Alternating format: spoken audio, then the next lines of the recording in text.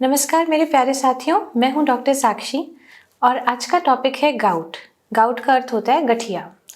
गठिया जो है वो पुरुषों में ज़्यादा देखने को मिलता है और उम्रदराज महिलाओं में। गठिया का अर्थ है छोटी छोटी गांठें और इसी के ऊपर चर्चा करते हुए मैं आप सभी का स्वागत करती हूँ मेरे चैनल साक्षी होम्योस पर। गठिया का अर्थ है छोटी छोटी गांठें और ये छोटी छोटी गांठें किस चीज़ की बनी होती हैं? ये होती हैं uric acid crystals. Uric acid का लेवल अगर हमारे ब्लड में नॉर्मल से ज़्यादा हो जाता है तो ये जोड़ों के अंदर जमने लग जाता है। जोड़ों में भी पैरों के जोड़ और हथेलियों में जो जोड़ होते हैं, हाथों की जो उंगलियों में जोड़ हैं, इनके अंदर इनका प्रभाव ज़्यादा पड़ता है। अब ये जो यूरिक एसिड लेवल हैं, इनके क्रिस्टल्स डिपॉजिट होने से काफ़ी पेनफुल रहता है और इसमें स्वेलिंग भी बढ़ जाती है। तो आइए हम बात करते हैं कि ये किन कारणों की वजह से ब्लड में बढ़ने लगता है। दोस्तों, पहला कारण है अगर आपके पेट में कोई भी प्रॉब्लम है, यानी कि पेट की आंतों में, इंटेस्टाइन में अगर कुछ डाइजेस्टिव प्रॉब्लम्स रहती हैं तो खाना ढंग से पचता ही नहीं है।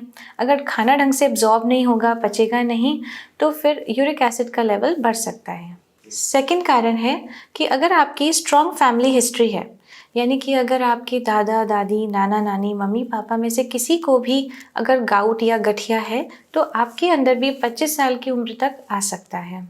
तो इसका ध्यान रखना बहुत ज़रूरी है कि अगर आपके फैमिली में किसी को है या नहीं है। तीसरा जो बहुत इंपॉर्टेंट कारण है वो है डाइटरी।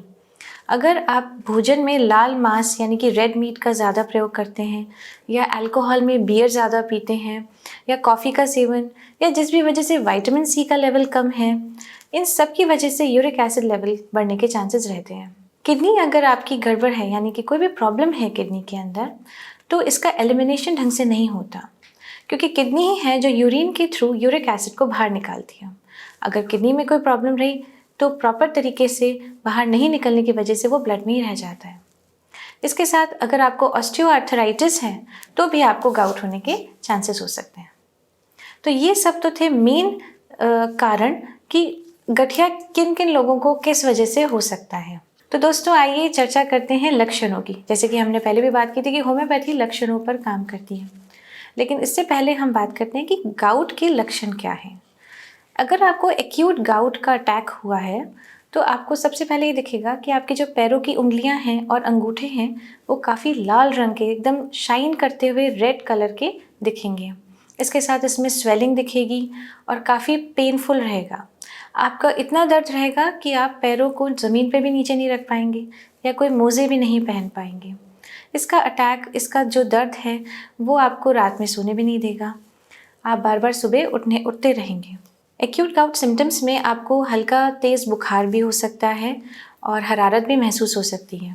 अगर ये सिम्टम्स आपके हैं तो आप इसको नज़रअंदाज ना करें, एक बार डॉक्टर को ज़रूर दिखाएं। वैसे ये सिम्टम्स 5 से 14 दिन के अंदर अंदर अपने आप ही चले जाते हैं, पर 5 to 14 days are very painful to you, तो आपको ध्यान रखना पड़ेगा। अब हम बात करते हैं कि अगर एक्यूट गाउट के साथ साथ अगर आपको बहुत लंबे समय से गठिया है तो क्या सिम्टम्स हैं, जिसमें कि हम देखते हैं कि छोटी छोटी गांठें जो हमारे हाथों में या पैरों के अंगूठे में बन जाती हैं, उन गांठों को हम टोफाइस कहते हैं। ये क्रिस्टल्स, जैसे कि हमने बात की, यूरिक एसिड के होते हैं जो जम जाते हैं हड्डियों में और ये आसपास के कार्टिलेजेस को परेशान करते हैं। उससे उंगलियां भी टेढ़ी मेढ़ी हो जाती हैं। अगर आपको इस तरीके की प्रॉब्लम है तो भी आपको नज़रअंदाज नहीं करना है और ये ज़्यादातर उम्रदराज महिलाओं में देखा गया है। कुछ सिम्टम्स गाउट के ये भी होंगे कि आपको सिर्फ पेन है और थोड़ी सी वहाँ पे गांठें दिखेंगी, लेकिन आपको हो सकता है कि कोई बुखार ना आए, हरारत ना हो और ना ही वहाँ पे कोई रेडनेस हो, लेकिन तब भी आपको गाउट हो सकता है। फ्रेंड्स, जो भी सिम्टम्स मैंने अभी आपको बताए, अगर आपको उनमें से जो भी अगर दिखता है तो आप प्लीज़ ऑर्थोपेडिशियन को दिखाएं और वो कुछ आपको टेस्ट लिख के देंगे, जिसमें कि एक्सरे टेस्ट हो सकता है या लेबोरेटरी टेस्ट हो सकते हैं और उन सब से आपका डायग्नोस प्रॉपर हो जाएगा। फ्रेंड्स, अब हम बात करते हैं कि लक्षणों के आधार पर कौन सी होम्योपैथिक मेडिसिन आपको सूट करेगी। तो सबसे पहली मेडिसिन है कोल्चिकम 30। कोल्चिकम आपको तब लेनी है अगर आपके गठिया की प्रॉब्लम या सूजन पैरों की एड़ियों में दिख रही हो। किसी किसी को पैरों की एड़ियों में स्टार्ट होता है। तो अगर पैरों की एड़ी में सूजन या स्वेलिंग दिख रही हो, या अगर आपको थोड़ा रेडनेस दिख रही हो, तो आप कोल्चिकम 30 की 4 बूंदें 1 टीस्पून वाटर में डेली सुबह शाम लीजिए और 15-20 दिन तक इसको कंटिन्यू करें। दूसरी मेडिसिन है लीडमपाल। लीडमपाल 30C a very good medicine for acute gout symptoms. Acute gout के सिम्टम्स जैसे कि हमने बताए थे कि पैरों की उंगलियां या अंगूठे में एकदम रेडनेस दिखेगी, स्वेलिंग दिखेगा, टेंडरनेस दिखेगी और आप पैर को ज़मीन पर रख भी नहीं पाएंगे। अगर ऐसे सिम्टम्स हैं तो आपके लिए लीडमपाल बहुत अच्छी दवाई है। इसके साथ साथ अगर आपको पैरों को ठंडे पानी में रखने से आराम मिल रहा है तो आप ज़रूर लीडमपाल का उपयोग करें। इसके साथ सेम अगर प्रॉब्लम हाथों में या हाथों के अंगूठे या हाथों की उंगलियों में हो रहा है तो आप लेंगे कैलमिया 30C। कैलमिया 30C की भी सेम आपको 4 ड्रॉप्स लेनी है दिन में 2 बार, सुबह शाम, और इसको 1 टीस्पून वाटर में ज़रूर लें। अब हम बात करते हैं अगर आपके एक साथ कई सारे जॉइंट्स इन्वॉल्व हो गए हैं, जैसे कि आपके पैरों की उंगलियों के, हाथ की उंगलियां, घुटने, ये सब एक साथ इन्वॉल्व हो रहे हैं, आपको सब जगह पे गांठें दिखाई दे रही हैं या गांठें नहीं है, अभी सिर्फ स्वेलिंग, रेडनेस है, तो आप लेंगे Calcarea carb. Calcarea carb 30C specially बारिश के दिनों में जिन रोगियों को प्रॉब्लम बढ़ जाती है उनके लिए भी कैलकेरिया कार्ब बहुत इफ़ेक्टिव मेडिसिन है।